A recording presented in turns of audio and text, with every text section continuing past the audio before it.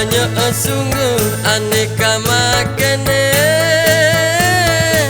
resepi tinggale orang tua kita. Puteri mandi tepung pelita, butir nangka, buatnya mudah. Dimensi seni menyanjung budaya, mengitir kisah aneka juada. Kaya sungguh negeri Kelantan, kaya dengan seni budaya.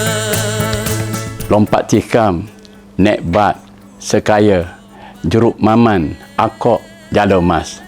Makanan Kelantan nikmat tak terkata, tak lapuk di hujan, tak lekang di panas. Tepung buku ngelopak tiket,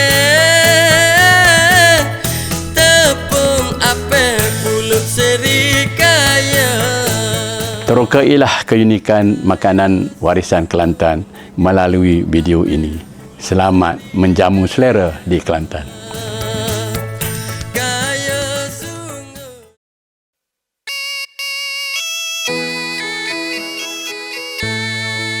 Pesan orang-orang tua dahulu, adab dan petua mendahului ilmu. Sebelum wujud teknologi penyimpanan moden berupa peti sejuk beku, orang-orang Melayu zaman dahulu di pesisir pantai Tumpat sudah pun mencipta teknologi fermentasi berpandukan petua, kurangkan garam dalam masakan, lebihkan ketika peram. Kejuruteraan mengawet makanan ini dipelopori oleh keluarga nelayan atau petani yang mengembangkan satu ilmu kulinari demi memastikan rezeki bertahan lama sekaligus menjadi benteng keselamatan bekalan makanan ketika musim hujan. Dalam sejarah makanan Kelantan, antara inovasi paling signifikan ialah ikan budu. Ramai orang luar menyangka ikan budu ada campuran budu, tetapi sebenarnya tiada setitis budu pun digunakan dalam teknologi ini.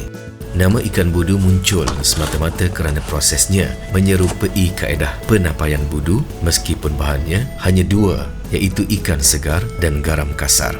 Ada juga sesetengah orang suka memasukkan asam gelugur ketika menjeruk ikan kembung, cencaru ataupun tongkol untuk diperam sehingga tahan berbulan-bulan.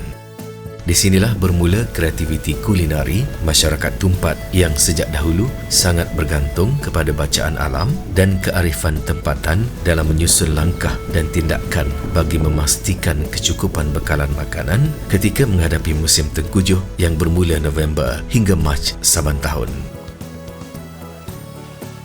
Teknologi pembuatan ikan budu membuktikan bahawa masyarakat kampung ialah inovator dalam sekuriti makanan.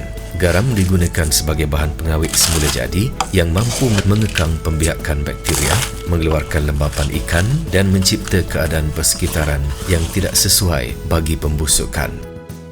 Teknik ringkas namun memerlukan disiplin yang teliti bermula dengan proses menyiang ikan sehingga bersih. Kekotoran dibuang dan dibilas supaya benar-benar cuci dan paling utama ialah suci demi memastikan rezeki yang halalan tayyiban. Dasar bekas kedap udara dibilih sebagai wadah untuk ditabur dengan garam kasar hingga permukaan benar-benar dilitupi. Beberapa jenis ikan disusun satu persatu dan garam kasar disumbat ke dalam perut ikan. Taburan garam ditambah sehingga ikan tertimbus sepenuhnya. Langkah menyusun dan menimbus garam diulang beberapa lapisan berselang-seli dengan asam keping. Bekas kedap udara itu ditutup rapat dan dibiarkan pada suhu bilik selama 5 bulan. Dalam tempoh tersebut, garam mula mencair menghasilkan air jeruk ikan. Ikan mesti kerap dibalik-balikkan demi memastikan bahagian bawah dan atas mendapat sentuhan air garam yang seimbang. Dalam pada itu, kebersihan persekitaran dipastikan benar-benar bersih bagi mengelakkan sebarang pencemaran merebak ke dalam bekas melalui hinggapan lalat. 5 bulan selepas proses penggaraman, ikan budu sudah boleh dimakan atau disimpan lebih lama sebagai stok menghadapi musim monsun timur laut setiap tahun. Teknik ini merupakan satu bentuk kejuruteraan makanan tradisional yang membuktikan keupayaan masyarakat lampau mencipta sistem pengawetan mesra alam tanpa bahan kimia tambahan. Selain menguasai ilmu kejuruteraan mengawet makanan, nenek moyang Melayu juga arif memilih ikan sesuai pepatah, sekilas ikan di air sudah tahu jantan betina. Ikan segar yang dipilih bagi menghasilkan ikan budu mestilah cantik bentuknya agar tidak hancur ketika digoreng. Jika ikan yang hampir buruk diproses, hasilnya mudah hancur, lembik dan berbau hapak. Mereka juga berkongsi petua untuk mengenal ikan budu segar dengan memerhatikan struktur fizikal ikan, iaitu dengan melihat bentuk fizikalnya. Masih kekal seekor-seekor, tidak merekah atau melekit. Dagingnya padat, tidak terlerai ketika disentuh. Aromanya masih bersih, bukan masam atau tengik. Warna ikan sekata, tidak bertumpuk gelap atau berlendir. Demikianlah kemahiran orang Melayu dahulu menentukan kesegaran ikan budu kerana bukan semua ikan yang dijeruk sama mutunya. Kecekapan memilih ikan budu menjadi satu kemahiran yang diwarisi dari satu generasi ke satu generasi, khususnya peniaga di pasar-pasar tumpat ketika musim tengkujuh. Pada zaman dahulu hingga sekarang, khususnya kawasan pesisir Kelantan, musim tengkujuh bagaikan sebuah ritual tahunan yang menentukan hidup mati keluarga nelayan. Ketika ombak bergelora dan pukat tidak boleh dilabuhkan, pasaran makanan menjadi terhad. Dalam keadaan inilah, ikan budu menjadi simpanan emas di dapur. Selain digoreng begitu sahaja, ibu rumah tangga yang rajin lazimnya menambahkan nilai ikan budu menjadi sajian yang mengandungi rasa tempatan yang asli. Isteri misali pastinya gembira dapat menyediakan juadah ringkas yang menyelerakan dan berkhasiat buat seisi keluarga. Di sinilah bermula satu lagi resepi yang istimewa yang dinamakan telur dadah ikan budu. Juadah paling nikmat ketika hujan mencurah-curah atau dalam dialek Kelantan disebut hujan tak celik butir mata ataupun hujan tak butir adu. Resepi bermula dengan mengambil 3 biji telur ayam atau itik yang sudah pun dibersihkan. Kemudian dipecahkan ke dalam mangkuk yang sudah pun berisi selabu bawang besar yang dipotong dadu, 4 ulas bawang merah dimayang nipis, 2 biji lada burung dihiris bulat, secekak daun ramunggai atau moringa. Ramuan telur itu dibancuh lalu dimasukkan ke dalam kuali bersama seekor ikan budu. Satu lagi cara menyediakan sajian ini adalah menggunakan ikan budu yang telah diasingkan daripada tulangnya dengan ditumbuk atau dicobek-cobek lalu ditabur ke dalam bancuhan telur. Ada juga sesetengah orang gemar menumbuk kepala ikan budu lalu dicampurkan ke dalam bancuhan telur. Semua ramuan digaul sebati di dalam telur lalu digoreng sehingga terbit aroma yang kuat dan telur dadah berwarna keemasan. Sebelum dimakan, diperah sebiji limau nipis untuk memberikan keseimbangan rasa masin ikan budu. Satu lagi kaedah menyediakannya ialah dengan mengalas kuali dengan daun kunyit terlebih dahulu. Barulah dimasukkan seekor ikan budu bersama bancuhan telur dengan ramuan yang sama, cuma digantikan dengan daun ramunggai kepada hirisan daun kunyit.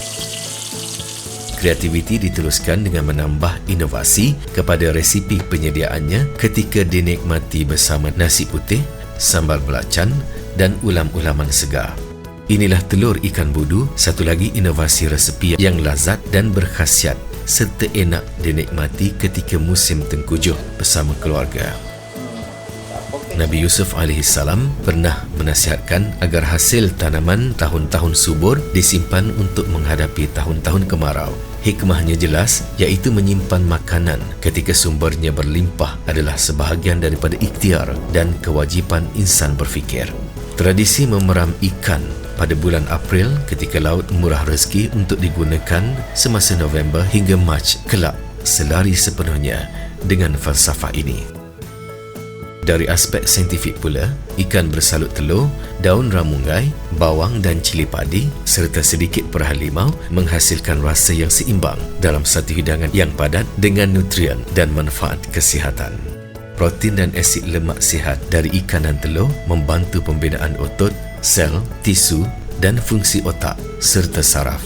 Sementara antioksidan, fitonutrien daripada daun ramunggai atau dipanggil juga pokok kelor, merunggai, ramunggai, lemunggai atau pucuk munggah, sebutan masyarakat Kelantan ini kaya dengan nutrisi penting seperti ABC, zat besi, magnesium, kalium dan asid folat.